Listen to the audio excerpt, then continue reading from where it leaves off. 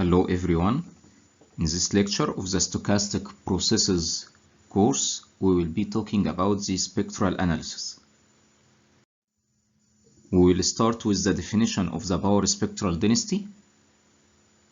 We will talk about its meaning and how we can calculate it for random processes. Then we will talk about stochastic processes through LTI systems.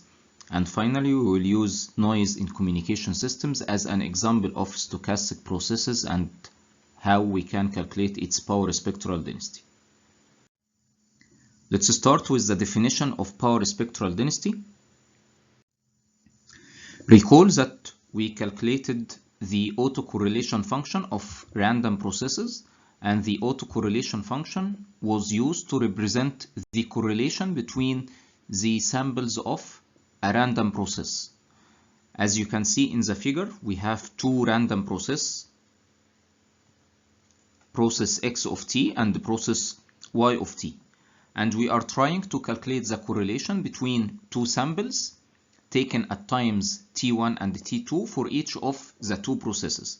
And the time difference between t1 and t2 is the same for the two processes x of t and y of t. As you can see from the figure, x of t is a slowly varying process, while y of t is a fast or rapid varying process. So when we calculate the autocorrelation function, in the case of x of t, samples taken at t1 and t2, because of the slow change of the random process, such two samples have high correlation. So the autocorrelation function for x of t taken at time differences tau, under the assumption that we have a wide sense stationary process, such autocorrelation is relatively high compared to random process y. Because for random process y, samples taken at t1 and t2 with the same time difference tau have very loose correlation, and that's because of the rapid change of the random process y of t. So as you can see from the lower figure here, when we calculate the autocorrelation function of r of x of t as well as for y of t, we find that the autocorrelation function of x, of the random process x, is slowly decaying, while the autocorrelation function of y of t is rapidly decaying, reflecting the same nature of the random process itself. So if we, for example, calculate the autocorrelation at tau equal specific value, tau naught, we find that the value of such autocorrelation function for the random process x is higher than that of random process y, and that's again because samples close to each other or at the same time difference for process x of t and y of t, in case of x of t, they are more correlated than in the case of y of t.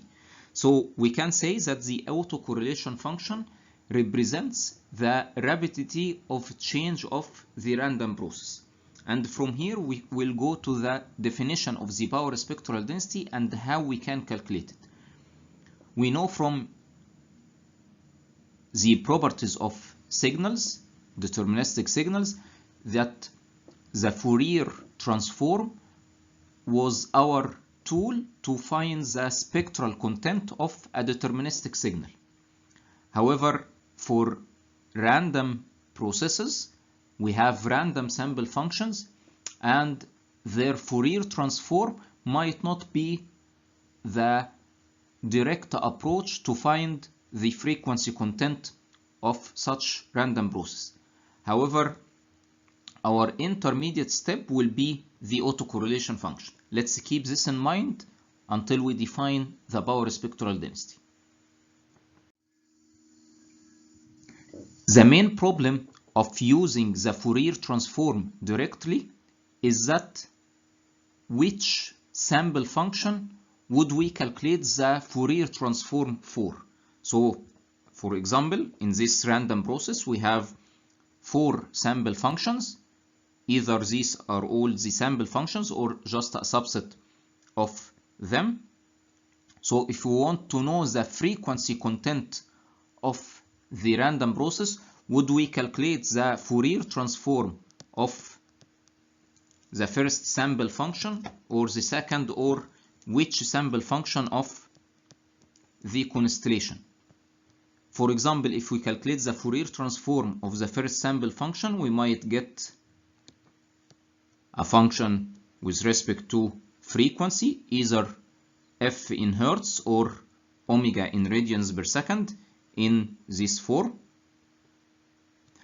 However, when we calculate it for the third sample function, we might have lower frequency content, while for any other sample function, the Fourier transform might have higher frequency content. So as we can see, each sample function, each random realization of the random process might have a different spectral content or frequency content. So if we want to represent the overall spectral characteristics of a random process, we cannot rely only on the Fourier transform of one of the sample functions. We might be interested in finding the Fourier transform or the frequency content of a random process for various purposes. For example, if we are designing a system filter through which such random process will pass, and we want such system filter to allow all the frequency content of the signal. So we need to know what would be the highest frequency of, or the highest frequency content of such random process. In this case, if we consider this sample function only and we design our low pass filter such that its cutoff frequency at this frequency omega naught, so whenever this sample function results based on its probability, it will be truncated because the filter does not allow the whole frequency content to pass. So obviously we need to consider the frequency content based on the whole aggregate or all the sample functions rather than only one of them. In order to define the power spectral density of a random process, we consider that all sample functions are assumed to be time unlimited, and hence they are power signals, which means that we can calculate their power rather than their energy. And as we just discussed, the Fourier transform will not be indicative for the overall random process if taken for each sample function on its own. Instead, we define the power spectral density of the random process as the weighted average or the weighted mean of the power spectral density of all sample functions. So we calculate the power spectral density of each sample function. We weighted by the probability of that sample function, and the resulting average is the power spectral density of the random process. So denoted as S of omega, so it's function of omega, the frequency in radians per second. It is defined as the ensemble average of power spectral density of all sample functions. So if we consider x sub t of omega to be the Fourier transform of a sample function, so the power spectral density of such sample function is the absolute squared of such frequency representation, and after we calculate the ensemble average denoted by this over bar as we used to express, that will be the power spectral density of the random process. And here the term t or the parameter t as well as such limit here is used to represent what we call a truncated random process. So in order to be able to calculate the Fourier transform for the time unlimited random process, so we consider a truncation of a window of size t of such random process, for which we calculate the Fourier transform, and then we find the limit of this Fourier transform as t tends to infinity. However, we calculate such limit after the averaging or after the ensemble average. So the formal definition of the power spectral density is the limit of the average power spectral density of all the sample functions taken for a truncated random process of size or of window size capital T. Fortunately, using that expression will not be always necessary, because it can be proven that using such a definition, the power spectral density can be calculated as this integral, which represents the Fourier transform of the autocorrelation function Rx of tau.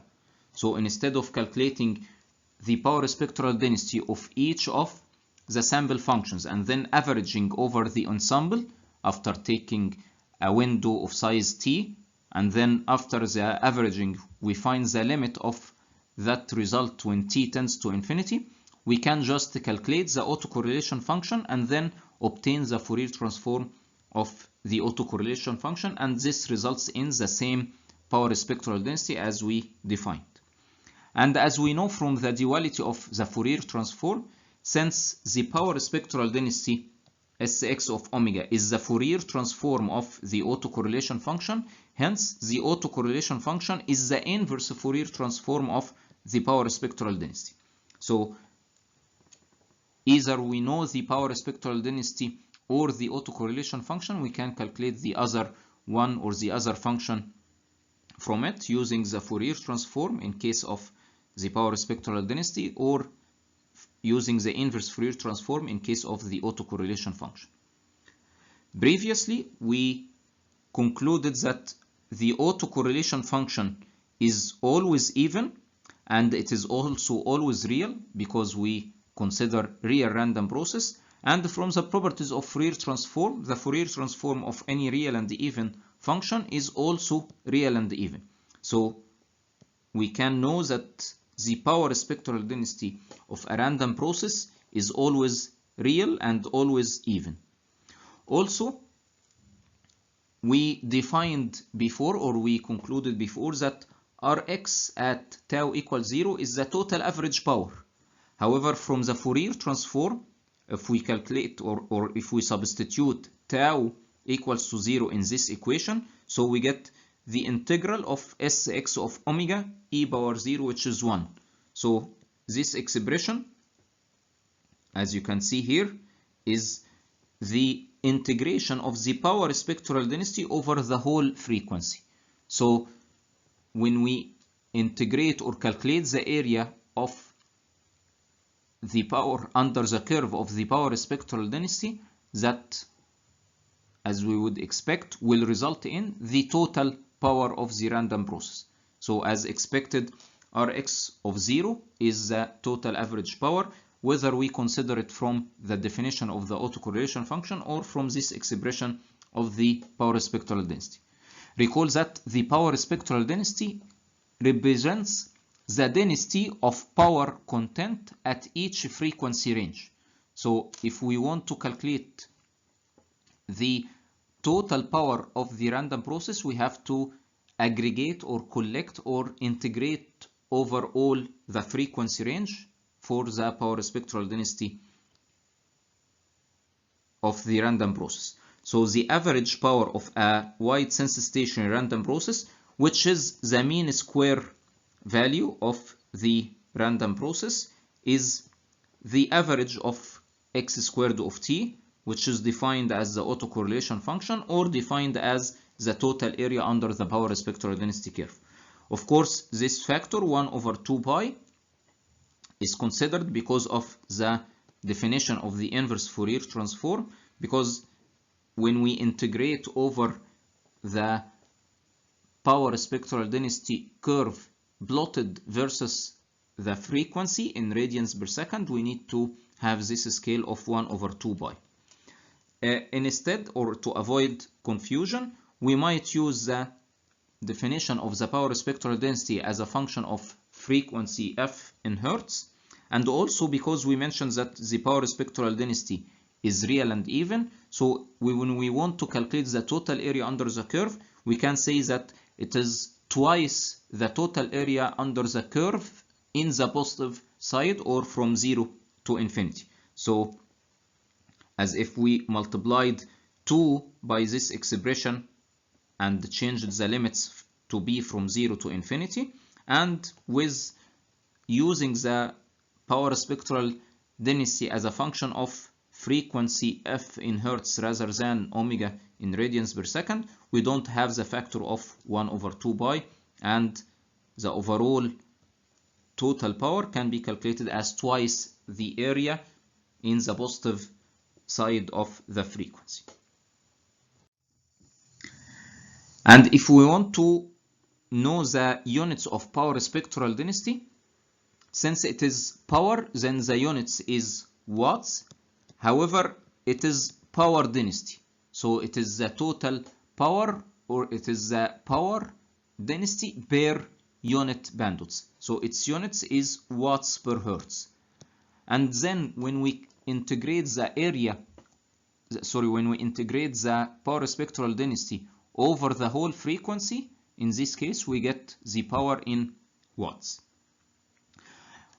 Also, if we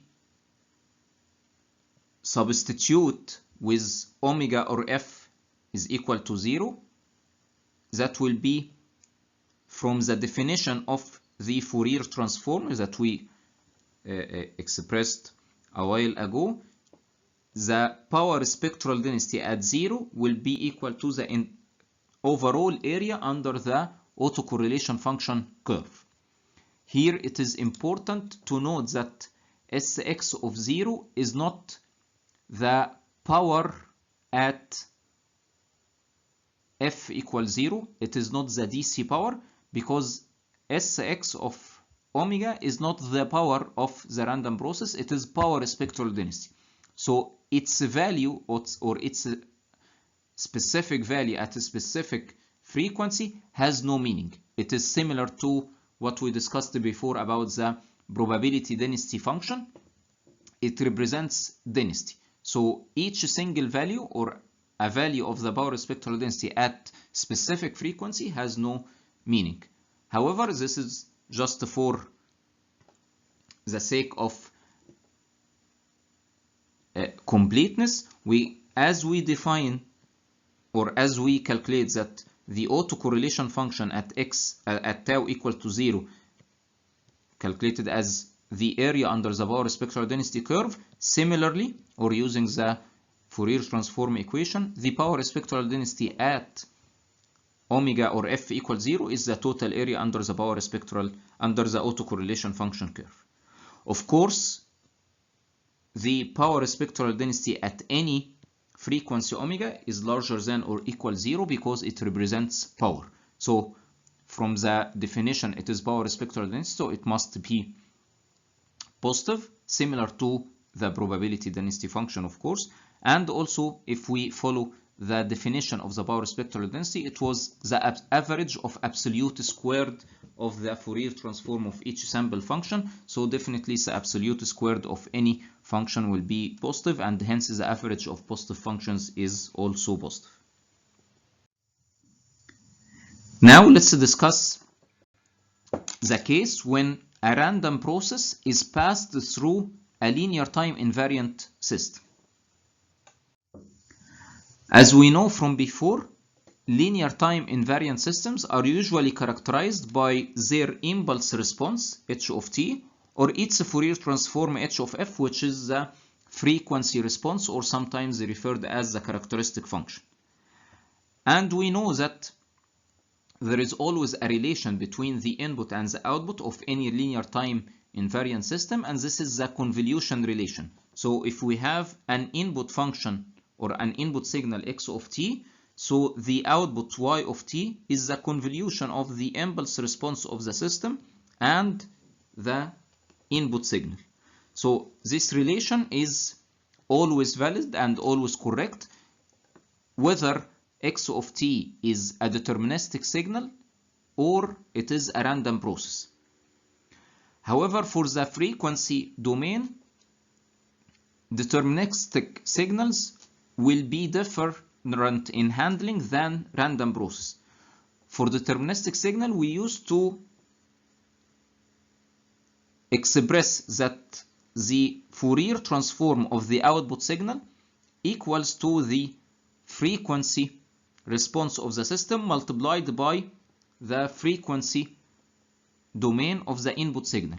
And this arises from one of the properties of the Fourier transform, which states that convolution in the time domain is equivalent to multiplication in the frequency domain.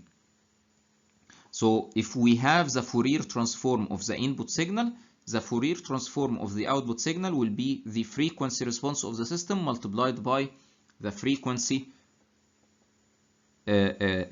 domain of the input signal.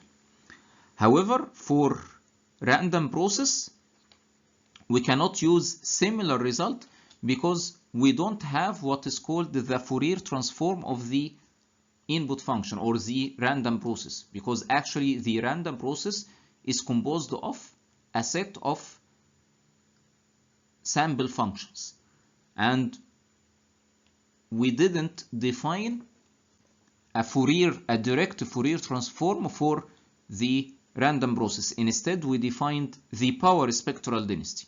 So in order to relate the power spectral density of the output to the power spectral density of the input, we will start from the time domain relation.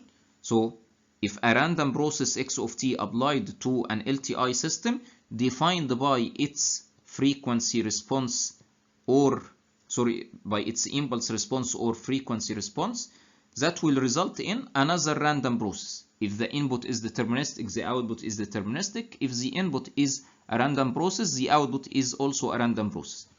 The convolution relation that relates the input and the output still holds. The output random process is the input random process convoluted with the impulse response of the system. However, in order to get the power spectral density, we need to get the autocorrelation function. And it can be proven that the autocorrelation function of the output random process y is equal to the convolution of the impulse response of the system and the inverse or the time reversed impulse response of the system and the autocorrelation of the input signal. This can be easily driven from the definition of the autocorrelation. Let's start the first few steps.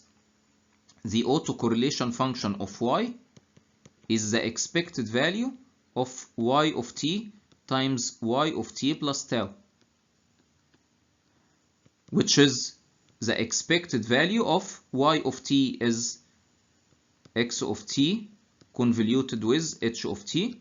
And of course, this can be expressed as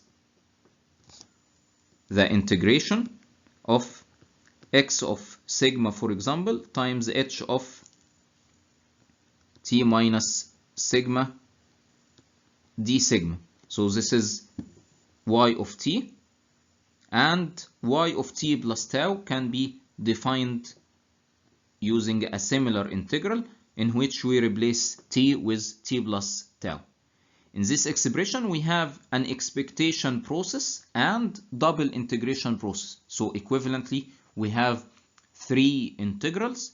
These three integrals, after a few steps of interchanging, we can reach the relation that one of the integrals will be the integral of x of t multiplied by x of t plus tau, or x of sigma multiplied by x of sigma plus tau, which is the definition of the autocorrelation function of x, and the other two integrals will result in the convolution with h of tau and h of negative tau. So following few steps, we can conclude that the autocorrelation function of the output random process is the autocorrelation function of the input random process convoluted with the impulse response of the system and convoluted with the time reversed impulse response of the system. The rest will be straightforward. If we want to relate the power spectral density of the output random process to the power spectral density of the input random process, what we do is to find the Fourier transform of this equation, because the Fourier transform of the autocorrelation function of y is the power spectral density of y. And from the properties of Fourier transform, convolution in time domain is equivalent to multiplication in the frequency domain. And for each of these three signals, for the autocorrelation function of the input, its Fourier transform is the power spectral density of x, and each of x of tau, h of tau and h of negative tau, they have Fourier transforms consequently. They have Fourier transforms respectively as h of omega and h conjugate of omega. When multiplied together, we get absolute of h of omega squared. So briefly, we can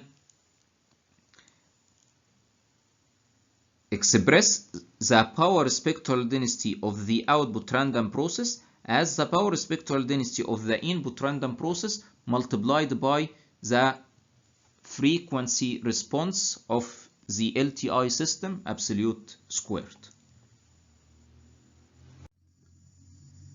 Now let's move to an example in which we consider noise in communication systems. One of the main examples of noise in communication systems is what we call the additive white Gaussian noise. Let's first define what is meant by noise.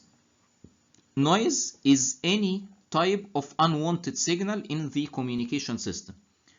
Whenever a transmitting node wants to transmit some information to a receiving node, there might be some random noise, random unwanted signals added to the useful signal. Let's imagine a wireless communication system in which one wireless node is transmitting a binary file or a data file to another wireless node, and the signal is transmitted over air or over wireless channel. Such a channel is a shared channel in which many other unwanted signals might exist, whether such signals are signals from other transmitting nodes, in which case we call it interference, or whether such signals are noisy signals coming from any source that emits electromagnetic radiation. So in general, there are many types of noise or unwanted signals in communication system. The most common type of such noise is what we call the additive white Gaussian noise.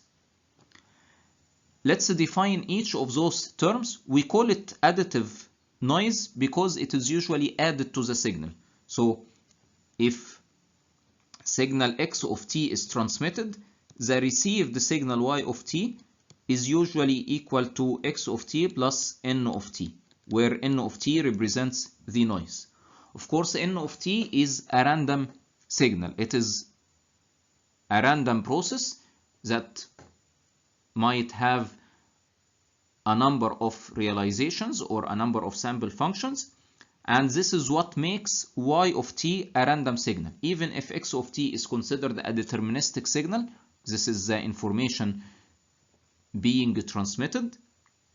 However, adding noise, or when the noise is added to the signal, the resulting or the received version of the signal y of t is considered a random process. So it is called additive because such noise is added to the signal. Its amplitude is added to the amplitude of the signal. Also, it is called the Gaussian because it is a random process which can be described as zero mean Gaussian random variable. So the magnitude or the amplitude of the noise at any time, remember we said that if we sample a random process, we obtain a random variable. So at any given time, the value of the noise is a random variable, and such random variable is Gaussian distributed. So we can say that the probability density function of the noise amplitudes follow a Gaussian distribution, and usually that Gaussian distribution is zero mean. and with variance sigma squared. So if we plot the power spectral density of such a noise, so in this direction we have the noise amplitudes, and this represents the power spectral density. That means, or that distribution means, that smaller amplitudes or smaller magnitudes of the noise are more probable.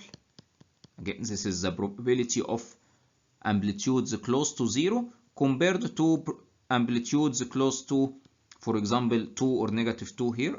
Of course, or obviously, the probability of small values of noise is much higher than the probability of high values of noise.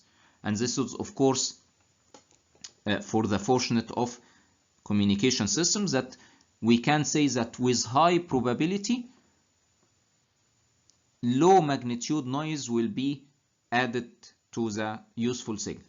So being Gaussian means that the amplitude of the noise at any time instant, which is again a random variable once we sampled it or once we determined a time instant, is Gaussian distributed with zero mean and variance sigma squared or standard deviation sigma, which depends on the power of the signal itself.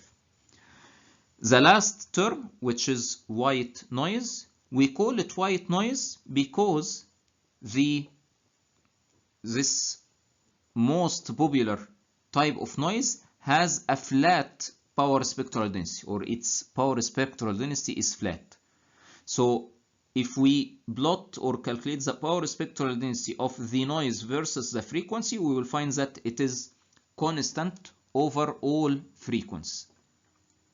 And the meaning of such a property is very important, because when we have power spectral density, first of all, that means that there is no preference for choosing a certain frequency over the other for communication, because the power spectral density of the additive white Gaussian noise is the same at any frequency range. So for example, if we will be transmitting a signal over a bandwidth of 1 Hertz, so would we choose that 1 Hertz to be closer to DC or closer to high frequency?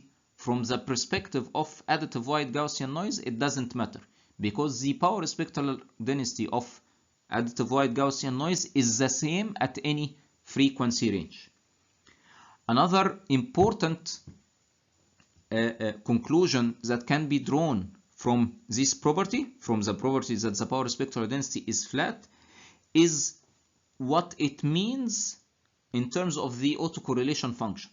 If the power spectral density is flat, and we know that the power spectral density is the Fourier transform of the autocorrelation function, if we want to calculate the inverse Fourier transform of the power spectral density using the inverse Fourier transform, we know that a constant function has an inverse Fourier transform as a delta function. So that means that the autocorrelation function of the additive white Gaussian noise is a delta function.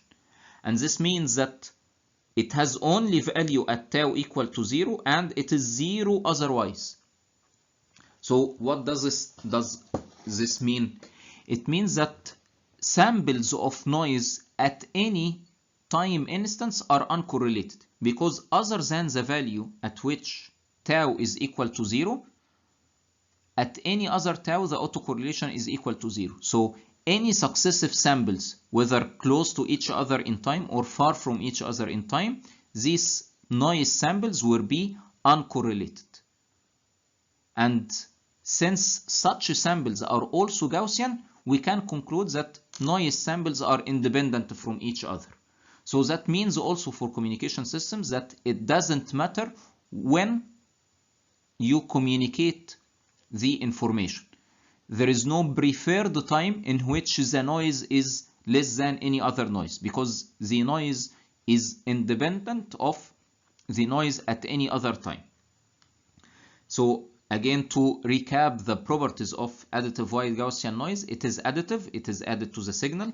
It is white, which means that its power spectral density is flat, so the power spectral density at any frequency range does not depend on where that frequency range exists in frequency. Also, it means that noise samples are uncorrelated, and Gaussian means that the noise amplitude is a random variable which follows Gaussian distribution, and usually such Gaussian distribution is zero mean. Another example of noise in communication systems is what sometimes we call colored noise. And the colored noise is different from the white noise in that such noise is filtered. So let's consider, or let's imagine a scenario in which the additive white Gaussian noise with the flat power spectral density, let's assume it Sn of f as a function of f, passes through a filter whose bandwidth, a low pass filter whose bandwidth is b. So as we discussed, a random process passing through an LTI system will result in an output random process for which the output random process has a power spectral density equals the power spectral density of the input signal multiplied by the absolute frequency response of the system squared. If we have a frequency response in a rectangular shape, so its absolute squared is also rectangular, and hence once this noise passes through such filter, the output will be truncated at frequencies larger than b, and it will be just the amplitude scaled for frequencies lower than b, and hence the output of such system or such filter will be noise with the shown power spectral density. Of course, this power spectral density is still positive, is still an even function, is still real as it would be for any real random process. And for this power spectral density, we can calculate the autocorrelation function, and we know, of course, the Fourier transform pair, in which if the frequency representation is a rectangular function, the time representation is a sinc function. So this autocorrelation means, of course, it has the properties of autocorrelation. The maximum is at 0. And of course, if you notice the maximum, as we said earlier, Rx of tau will be equal to the area under the curve of the power spectral density. So in this example, the area under the curve of the power spectral density is 2b multiplied by n over 2, which is nb. And also, we can notice that the autocorrelation function is an even function. Also, we can notice that the autocorrelation function has some zero values at some times tau, which means that if we consider the autocorrelation function of this type of signal, or this type of noise, if we want to consider it noise, the autocorrelation function between sample separated by each other by multiples of 1 over 2b, such samples will be uncorrelated. Otherwise, the samples will be correlated either positively or negatively. So that's why we call it colored noise, because in contrast of white noise, its power spectral density is not flat. It might be true that it is flat within a certain frequency range, but it has zero value in other range, so we cannot consider it flat as per the previous definition. And also the noise samples are not uncorrelated as it was in the additive white Gaussian noise. So in summary, in this lecture, we defined the power spectral density of any random process. We concluded that it can be calculated via the Fourier transform of the autocorrelation function. We also discussed when random process passes through LTI systems, and we related the autocorrelation function and the power spectral density of the output random process to the similar functions of the input random process. And finally, we discussed noise in communication systems with the most commonly known additive white Gaussian noise, as well as an example of colored noise.